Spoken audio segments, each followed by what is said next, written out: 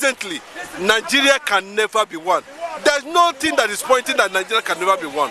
Nigerians themselves are corrupt, are against each other on daily basis. Nigerians themselves, the leaders are manipulating, and every Nigerian, against each other. Nigeria cannot be one. There is no national orientation pointing that Nigeria can be one. Nigeria can never be one, and there's no how Nigeria can be one.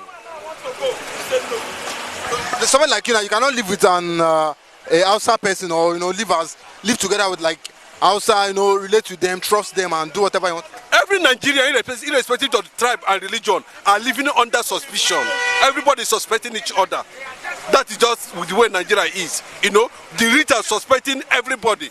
The poor are suspecting everybody. Everybody is a suspect in Nigeria, including the presidency.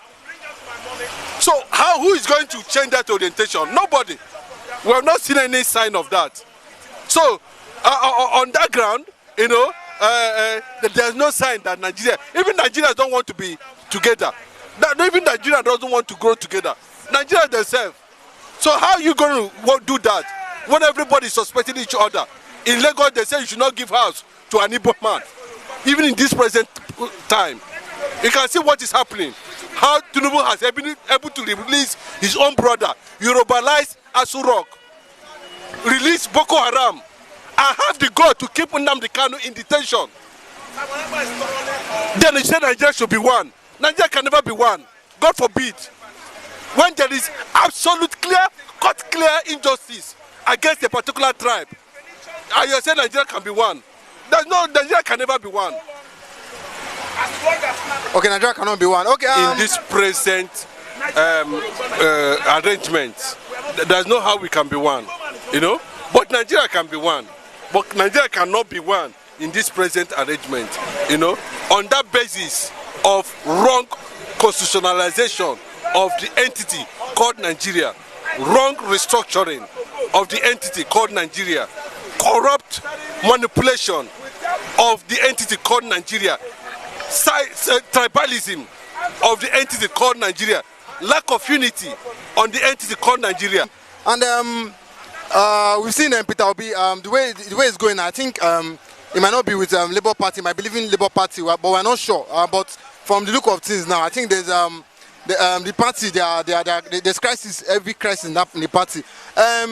Do you see peterobi leaving Labour Party, and do you think peterobi and rufai can work together they can work together for 2027 general election? Labour Party has come out publicly to say that Obi is an asset both to Nigeria and Nigerians.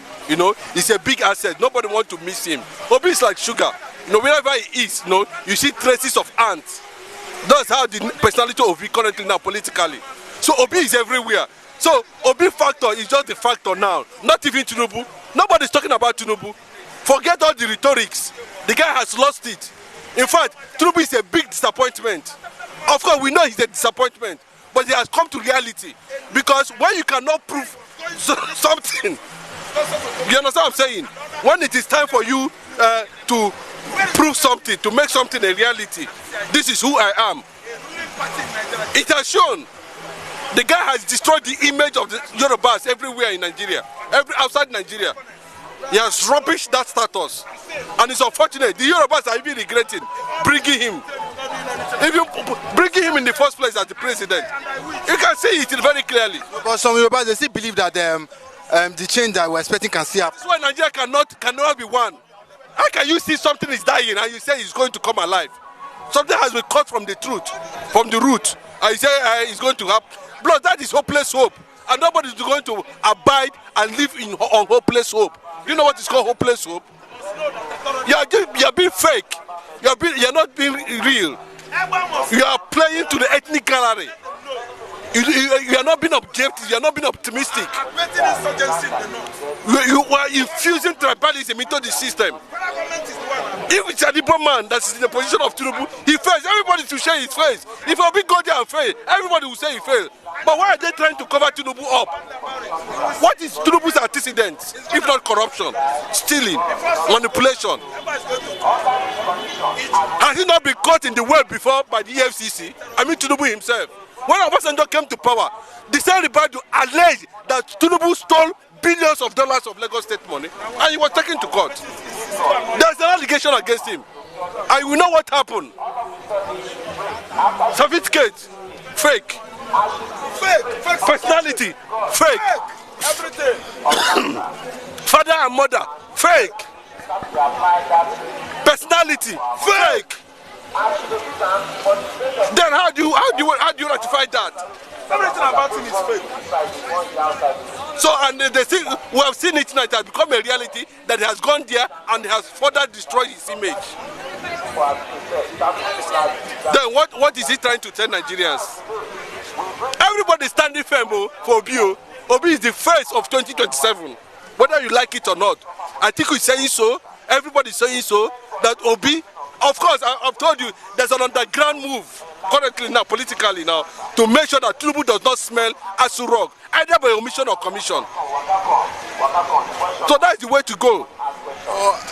Are you sure? You know, like if Atiku, Peterobi, and Kwankwaso, if they're not forming a merger, if they're not coming together, It's a betrayal. Kwankwaso has always been a betrayal. We know what Kwankwaso said, that if he makes himself a running mate to Obi, the Northerners will not vote for Obi. But he was disgraced because these are demons we have in this country. Since the Northerners have been ruling Nigeria, what have they contributed to Nigeria? 0/0. We cannot even boast of a common. The Northerners are the worst leadership we have ever seen. They are the worst throughout their rule. Nigeria did not experience anything like prosperity. No, who is Kwankwaso? To compare himself with Obi. So how far now? 2023 election, didn't he prove it? That Kwankwaso is no match to Obi. Apart from how they were able to colonize Kano for him. So if they mean well, they look at the wishes and aspirations of Nigerians, especially the youth. Millions of Nigerians are asking that Nigeria should at least be allowed to experience good leadership, even if for once. And that good leadership we are talking about today, the personality is in Obi. Peterobi, obedient movement. They have continued to spread.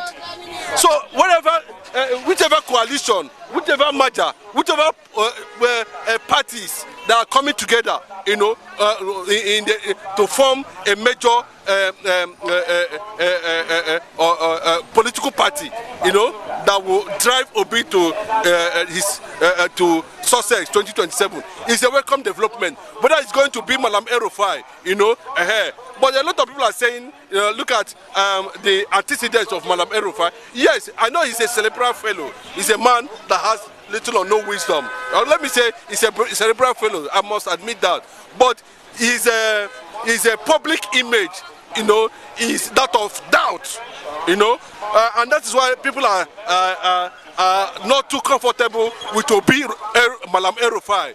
Secondly, if another factor is that people are speculating that Malam Rufai, you know, who also was a major instrument, a factor from the north that worked for Tinubu, you know, in 2023, which is structures and trying to convince the then northern governors, you know, to toe the line of Tinubu, you know, that Rufai can also, in the interest of the nation, of the country himself, work on the background, you know, without seeking any political position for Peterobi.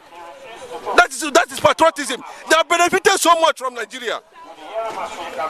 They shall let it be. They shall let it be. That's my take on that. Okay, and sorry, lastly, we've seen the Minister of Power, Adelabu, come and say that Nigerians, they leave their appliances on whenever they are going out. I think he gave.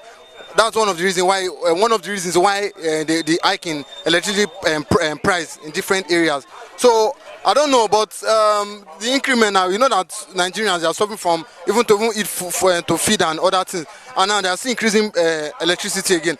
So what can you say? I don't hear his name, Adelabu. Adelabu. Is that one now this thing?